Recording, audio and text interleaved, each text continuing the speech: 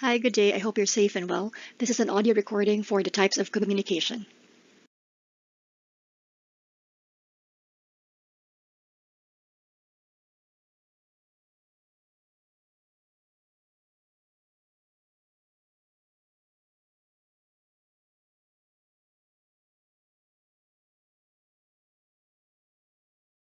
Communication language.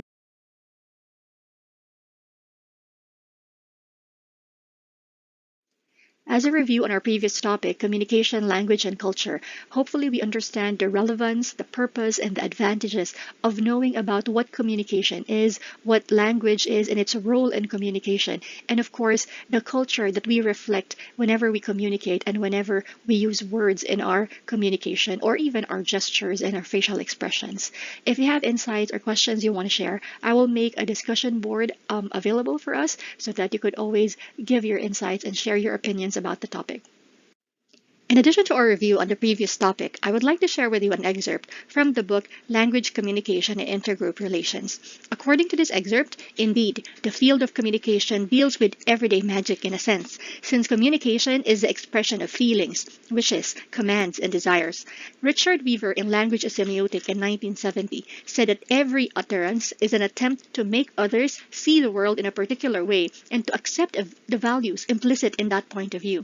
Howard Giles' scholarly work constitutes a major contribution to the understanding of the essence of man through what? Through communication and linguistic negotiations. According to this excerpt, whenever we communicate, we understand our essence. We make others see the world in the way that we see it, and we even share our values, persuade them to accept that values. And so whenever we communicate or expose ourselves to communication materials, there definitely would be an impact whether we know it or not. That's why we have to be careful to what topics or ideologies we expose ourselves. As an introduction to our new topic, types of communication, I would like to share with you Albert Mehrabian's 738-55 rule of personal communication. According to Mehrabian, 55% of the impact in our personal communication comes from body language, 38% comes from tone, and 7% comes from spoken words. Now, if we're going to understand this, it would mean that in our conversation with another person, if we're going to use an apologetic word such as sorry, SORRY, but our voice and tone would be sarcastic, and then our body language or facial expression would be sarcastic. Even if the word is supposed to be an apology, then the meaning would be very negative because of the voice, tone, and body language used. So we have to be very careful in using our words. It should always be aligned to our voice, to our tone, and to our body language so that we could actually show sincerity. Now, the numbers here, 738-55 rule, is actually debated upon by a lot of communication scholars because how could Albert Mehrabian be sure that it's really 7%, 38%, and 55%? Now, to be honest, I'm not really also sure if it's 7, 38, 55, but I do agree with Albert Mehrabian that the body language, the voice, and tone really do have more impact than spoken words. How about you? What's your insight? Kindly share them in our discussion maybe next week. For the universal expression of emotion, I would like to share this article by Kendra Cherry. It says here that are emotional expressions universal? So here, I'm going to share with you this highlighted part or this encircled part. Emotion expert Paul Ekman has found that for most part, the facial expressions used to convey basic emotions tend to be the same across cultures. Although there could be more than 7,000 facial expressions, but the basic emotions are seemingly universal. So in terms of nonverbal universal expression, definitely that would be facial expressions. So, what are the six universal emotions? Happiness, surprise, sadness, anger, disgust, and fear. So, only facial expressions are universal expressions of emotion. When we say universal, it's the same, it's accepted as true in whatever region, country, culture, nationality, it's the same. We go to the Philippines, a sad face would look like a sad face. If we go to Timbuktu, it would also look like a sad face, and it would have the same meaning. So that's universal. Wherever you go, whatever gender, whatever color, whatever age, so that would be the same, universal. Types of communication would be based on several things. So if you encounter articles online or books and we talk about types of communication, there would be so many types. So we have to first figure out what basis were the types of communication actually from. So in this discussion, we're going to have 4 bases of the types of communication. Number 1, the expression or mode. Number 2, flow of information. Number 3, purpose or style. And number 4, context or level. So these are the 4 bases of communication, types of communication that we're going to be using or doing a discussion on.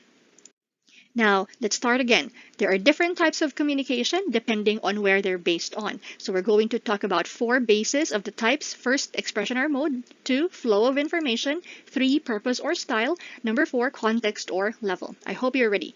So let's proceed. Now, this may be seemingly overwhelming because from 4, you now have sub-levels, the types of communication per flow, per purpose, per context, and per expression or mode. But don't worry, we'll discuss this one by one. I hope you're ready to listen. You can take down notes, or you would be able to maybe annotate in the PDF so you would be able to remember your insights.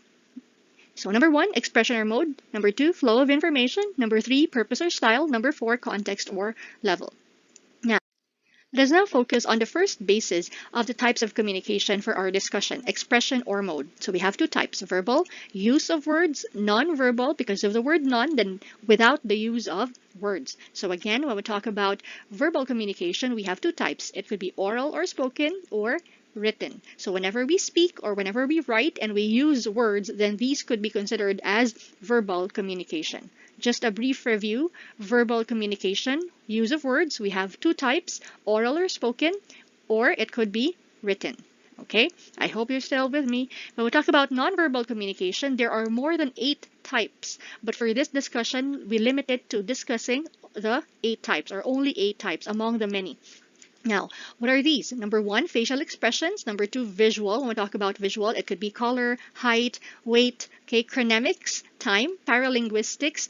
These are seemingly words, but not really words, like parang linguistics. Okay, like laughing, sighing, crying, okay, like the he he he and the ha ha ha's, hu. These are paralinguistics. Sneezing, okay, coughing. So all of these are paralinguistics. Proxemics, use of space. Emblems, these could be the nodding, the use of hand gestures. And then we have objectics or object language, meaning the accessories, the clothing, the jewelry, the makeup, the hairstyle, okay. And then haptics or tactile, meaning touch. So these are the 8 types of nonverbal communication for our discussion. So just a brief review for nonverbal without words. We have 8 types. Number 1, facial expressions, the only universal nonverbal communication.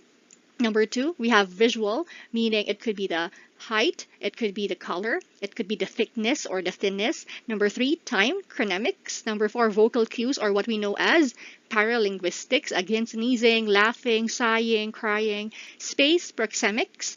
Number 6, hand gestures or head movements. These are emblems. Number 7, clothing, jewelry, accessories. Then objectics or object language. And then touch would pertain to haptics or tactile. So these are for the expression or mode basis of communications. I hope everything's clear.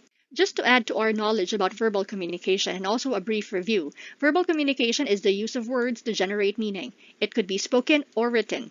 And there is no universal verbal language. When we talk about universal, as discussed in the previous slide, universal would mean that it's accepted in any culture, by any race, by any gender, by any age. So it's universal, accepted by everybody. There is no universal verbal language. Why? Because every culture, every country, almost every place, most especially if it's an island or a place divided by a mountain or mountain ranges, usually there would be variety in the verbal language or the words used. That is why there is no universal verbal language, although there is a universal non-verbal, okay, language, which is facial expression.